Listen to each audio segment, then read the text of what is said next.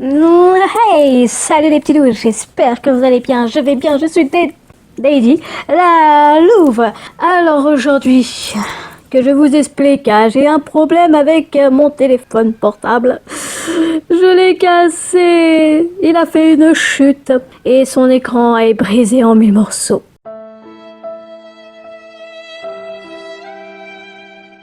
RIP portable, au revoir, tu vas bien ou ok?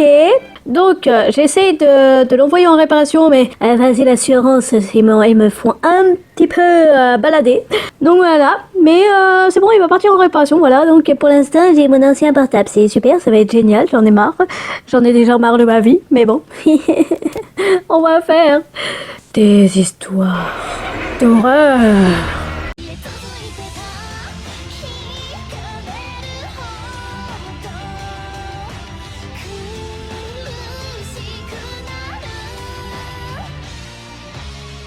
Alors, on reprend les histoires d'horreur comme avant.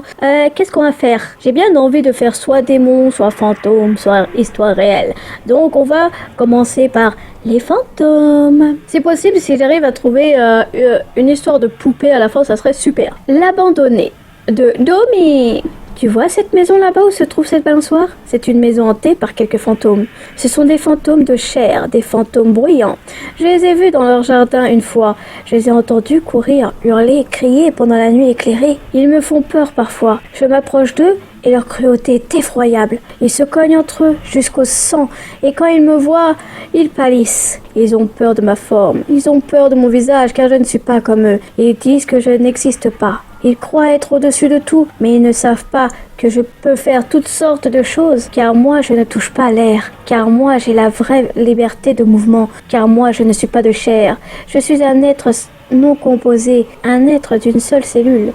Une unité. Cette maison là-bas qui renie toute vérité et qui a peur de moi n'est fantomatique que pour moi. Pour elle, moi je suis démon, ange ou esprit abandonné.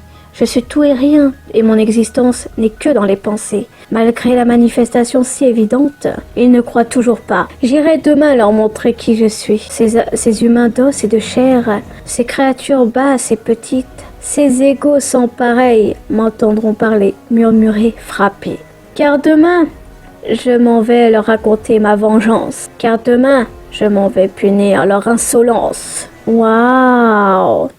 La fille de l'arrêt de bus de JX de Story. Je me nomme Michael, j'ai 40 ans et j'ai une vie banale. Chaque matin, je prends le bus et croise toujours les mêmes personnes. La grand-mère, l'homme d'affaires, les collégiens et lycéens et beaucoup d'autres.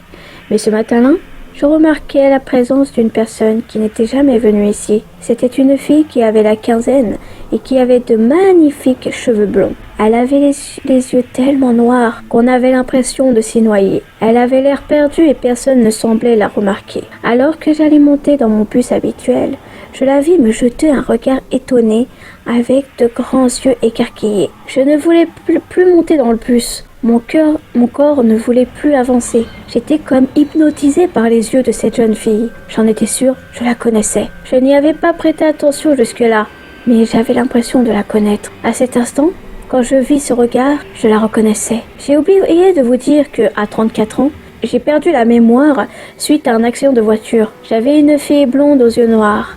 Elle s'appelait Mia. Je me dirigeais alors vers cette fille et avant même que je puisse dire un mot, son visage s'assombrit et un sourire malsain se dessinait sur son visage. Elle sortit un couteau par je ne sais quelle magie et le pointa vers moi. Mon premier réflexe fut de hurler en espérant que l'on vienne m'aider. Mais les gens autour me regardaient avec stupéfaction. On aurait dit qu'ils ne la voyaient pas. Elle finit par me planter le couteau en plein cœur. 3 jours plus tard, la police retrouva mon corps, sauf ma tête. Et l'image est trop magnifique! Alors, je sais pas s'il y a des poupées, mais je pense que je vais faire... Ah non, c'est la première partie. On va voir. Alors, histoire réelle. Carte sur table de Iwi. Oh, mais je le connais, Iwi! Il fait plein d'histoires. Maintenant que t'es enfermé, bien caché dans mon esprit, et pour être sûr que tu ressortes jamais, j'ai explosé la porte. Je sais qui tu es. Je sais ce que tu veux. Je sais comme je te hais. Tu me suis à la trace, tu gères mes angoisses. Parfois tu me dévores, parfois tu me libères. Mais je dois faire avec mes peurs, mes remords, mes putains de blackout. Je cohabite avec le diable. Maintenant, je joue carte sur table, je te calcule plus, t'es jugé coupable. Je joue carte sur table, tu me fais péter les câbles. On joue carte sur table, dans tes rêves, t'es moi. Dans mes cauchemars, je suis toi. Je joue carte sur table. T'es mes peurs, mes faiblesses. J'ai peur de ce que les gens disent, c'est pour ça que j'ai toujours mes écouteurs. J'avance, j'esquive ma propre douleur. Je me pose des questions sur ce que je suis, ce que je voudrais être. Je contemple les étoiles. Parfois, je me sens mal. Parfois, je me déteste. Trouver un chemin à suivre n'est pas si facile. C'est aussi facile que d'avouer ses faiblesses. J'ai voulu voir la différence entre ce que les gens ressentent et ce qu'ils font de bien, c'est-à-dire rien. Je regarde autour de moi et je trouve que tout ça tourne mal. J'ai envie de faire l'impasse sur tout ce qui me fait du mal. On court après nos rêves, on sait que c'est sans fin. On voudrait les atteindre, mais ils sont trop loin, alors qu'ils sont un rien. Plutôt m'arracher les yeux que de subir ce calvaire. Je sais que ça ira mieux, donc je peux tenter ma chance. J'ai voulu tourner les talons. J'ai fui ce que je voyais dans mon champ de vision. J'ai voulu noyer mon chagrin, à force qu'on me dise que je suis qu'un pont à rien. J'ai voulu prendre du recul sur ma vie, mais impossible de renier ce que je suis. À force de rabâcher les choses en boucle, on finit par se dire soi-même qu'on n'en a rien à foutre. Passer à la faute depuis le premier jour, depuis le départ. J'ai voulu croire en l'être humain, mais c'est pas vraiment la peine. Je joue carte sur table, t'es ma peur, ma plus grande faiblesse. Garder ma haine à l'intérieur, c'est te garder à l'intérieur aussi.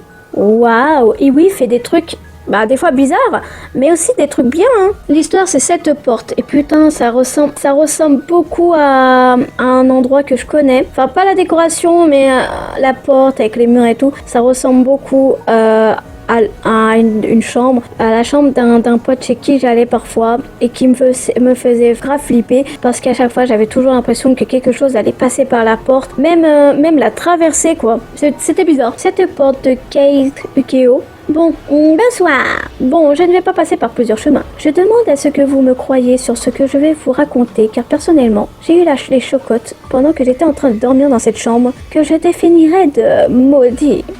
Pourquoi maudite ? Ne vous inquiétez guère, vous allez bientôt le savoir. Cet appartement appartient à ma cousine que je suis venue voir ses vacances d'été. Vu que tout le monde pouvait dormir où il le voulait dans la maison, je me suis dit pourquoi ne pas dormir dans la chambre de mes nièces ? Après tout, c'était le seul endroit où j'étais seule et où je me sentais peinard. Venons-en au fait.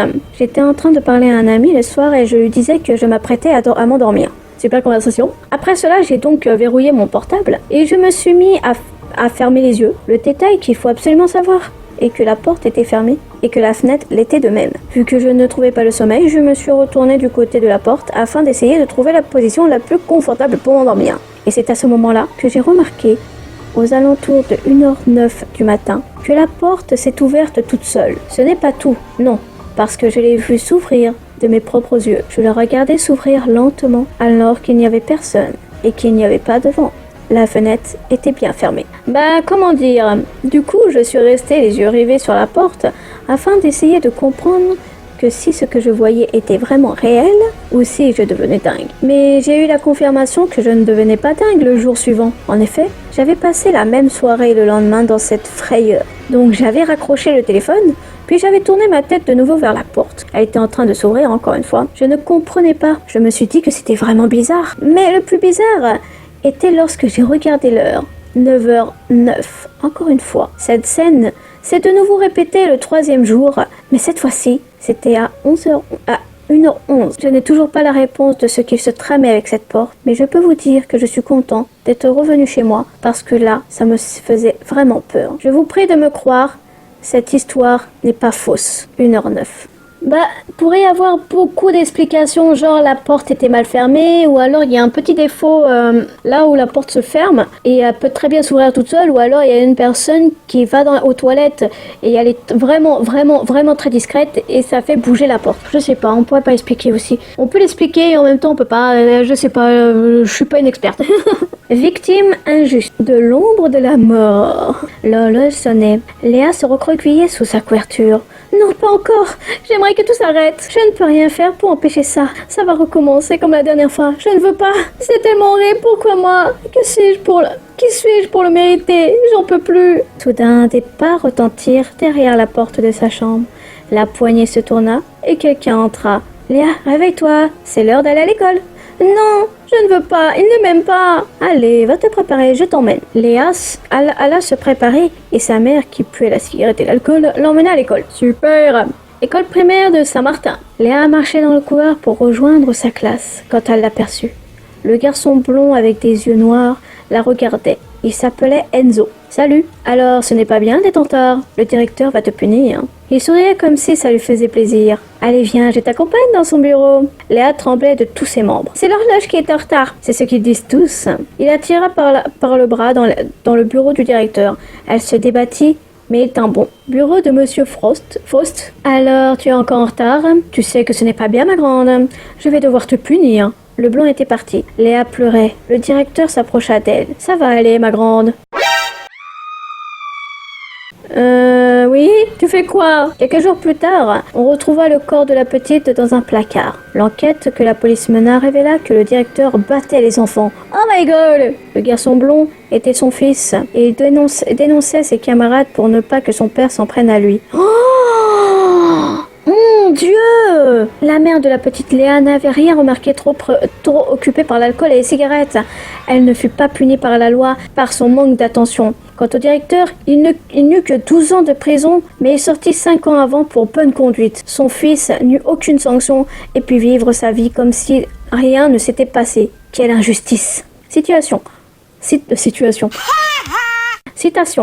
Le plus grand mal à part l'injustice serait que l'auteur de l'injustice ne paie pas sa faute convenablement.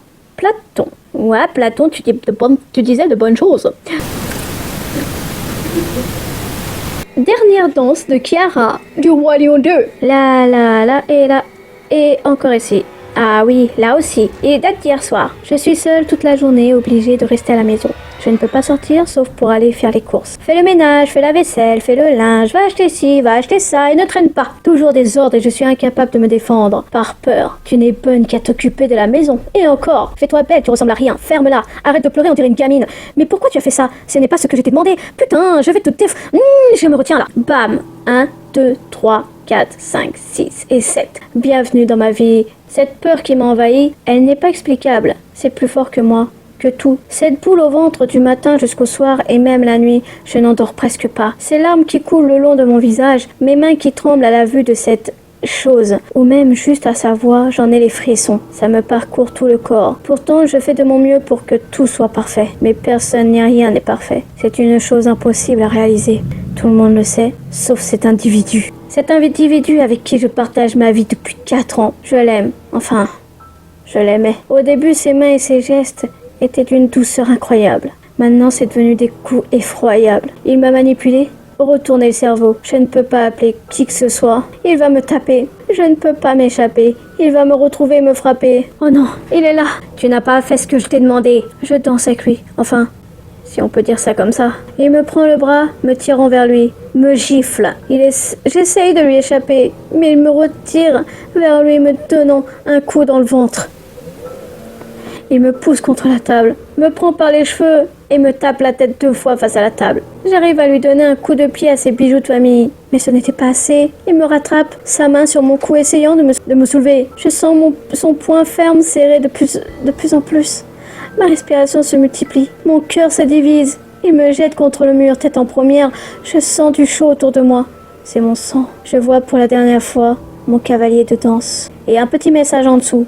Non à la violence conjugale. C'est vraiment horrible. Si un jour ça vous arrive, si ça vous arrive, cette violence, faites quelque chose. Il y a des numéros pour ça. Faut en parler, faut pas rester comme ça parce qu'un jour ça va vraiment mal tourner. Bon bah voilà les petits loups, on va s'arrêter là. J'espère qu'elle était bien cette vidéo. Je sais pas si elle est courte ou pas. Elle doit être courte mais c'est pas grave. Allez les petits loups, on se retrouve pour une prochaine vidéo. N'hésitez pas à liker la vidéo si vous avez aimé. Un petit cœur s'il vous plaît, le pouce en l'air. Partagez si vous voulez et abonnez-vous si le cœur vous en dit. N'oubliez pas la petite cloche en bas pour la notification de mes vidéos. Ouais, je sais, je suis chiante. Allez, bye les petits loups. Wouh